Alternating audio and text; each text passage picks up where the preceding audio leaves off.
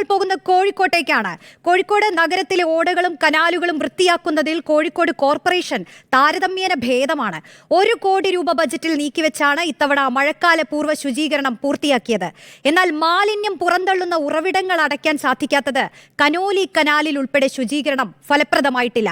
VS Ranjith ചേരുന്നുണ്ട് കോഴിക്കോട് നിന്ന്. രഞ്ജിത്ത്, അതായത് ഏറെ ഭേദപ്പെട്ടതാണെന്ന് മനസ്സിലാക്കുന്നു, പക്ഷേ ഇപ്പോഴും ഈ മാലിന്യങ്ങൾ വരുന്ന ഉറവിടങ്ങൾ കണ്ടെത്തി അതിനൊരു പരിഹാരം ഉണ്ടാക്കുക എന്നതൊക്കെ കോർപ്പറേഷന്റെ ഭാഗത്തു നിന്നൊക്കെ ഉണ്ടാവേണ്ട നടപടികളാണ്.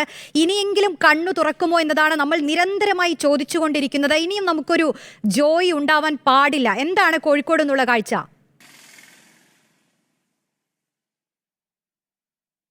തിരുവനന്തപുരത്തെയും കൊച്ചിയെയും അപേക്ഷിച്ച് കോഴിക്കോട്ട് ഈ പറയുന്ന മഴക്കാല പൂർവ്വ ശുചീകരണം, അതാണ് ഈ തോടുകളും കനാലുകളും ഒക്കെ വൃത്തിയാക്കാൻ വേണ്ടി നടപ്പാക്കുന്ന പദ്ധതി, അത് താരതമ്യേന ഭേദപ്പെട്ടതാണ്. ഞാനിപ്പോൾ കനോലി കനാലിൻ്റെ തീരത്താണ്. ഈ കനോലി കനാലിലേക്ക് നോക്കിക്കഴിഞ്ഞാൽ നേരത്തെ ഒരു 2-3 വർഷത്തിന് മുമ്പ് കനോലി കനാൽ എന്ന് പറഞ്ഞാൽ കോഴിക്കോടിൻ്റെ മാലിന്യം പേറുന്നൊരു കനാലായിരുന്നു. ഇതിവിടെ നിന്ന് കല്ലായിപ്പുഴ വരെ വഹിച്ചുകൊണ്ട് പോകുന്നത് മാലിന്യമായിരുന്നു. മാത്രമല്ല ഇതിന് ഒഴുക്കുണ്ടായിരുന്നില്ല. പക്ഷേ ഇപ്പോൾ താരതമ്യേന ഇപ്പോൾ ഈ കാണുന്ന സരോവരം ബയോ പാർക്കിനോട് ചേർന്നുള്ള കനോലി കനാലിൻ്റെ ഭാഗത്ത് തീർത്തും മാലിന്യങ്ങളില്ല എന്നുള്ളതാണ്. ഇപ്പോൾ അല്പം കലങ്ങിയിട്ടുള്ളത് മഴക്കാലമായതുകൊണ്ടുള്ളൊരു കലക്ക് ഈ വെള്ളത്തിനുണ്ട് എന്ന് ഒഴിച്ചു നിർത്തിക്കഴിഞ്ഞാൽ ഈ വെള്ളം പൊതുവെ മാലിന്യമുക്തമാണ്.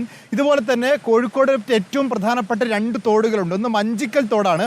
അത് ഇത്തവണ പ്രത്യേകം ഫണ്ട് വിനിയോഗിച്ച് അവിടെയും വൃത്തിയാക്കിയിട്ടുണ്ട്. നമ്മൾ ആ ഭാഗത്ത് പോയി നോക്കിയിരുന്നു. അതുപോലെ മിംസ് ഹോസ്പിറ്റലിനോട് ചേർന്ന ഒരു കനാൽ, അതും വൃത്തിയാക്കിയിട്ടുണ്ട്.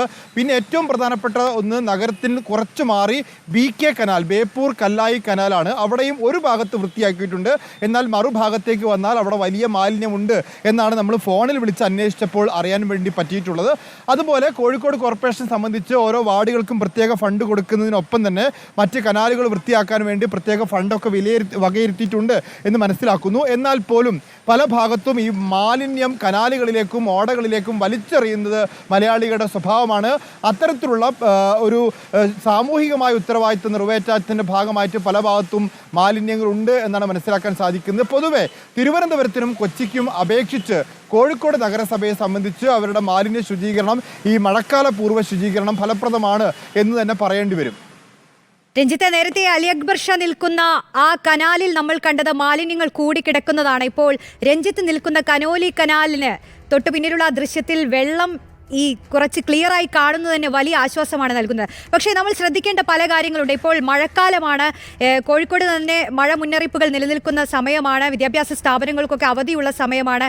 എന്താണ് അവിടുത്തെ മഴ വിവരങ്ങൾ കൂടി? മഴക്കാലത്തും നമ്മൾ ഇത്തരത്തിൽ കൂടുതൽ ശ്രദ്ധ കേന്ദ്രീകരിക്കേണ്ട ഒരു സമയം കൂടിയാണ്. നിലവിൽ മഴയുടെ ഒരു സാഹചര്യം എന്താണ് കോഴിക്കോട്?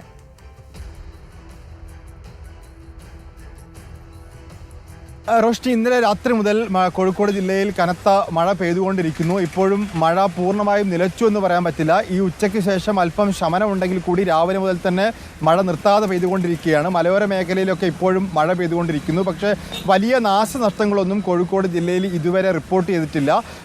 വടക്കൻ മലബാറിൽ പൊതുവെ നല്ല മഴയാണ്. കാസർഗോഡും കണ്ണൂരിലും വയനാട്ടിലുമൊക്കെ നല്ല മഴ പെയ്തുകൊണ്ടിരിക്കുന്നു. പക്ഷേ വലിയ തോതിലുള്ള നാശനഷ്ടങ്ങളോ അല്ലെങ്കിൽ ആ രീതിയിലുള്ള മഴക്കെടുതികളോ ഇതുവരെ റിപ്പോർട്ട് ചെയ്യപ്പെട്ടിട്ടില്ല എന്നുള്ളൊരു ആശ്വാസം കൂടി പങ്കുവെക്കേണ്ടതുണ്ട്.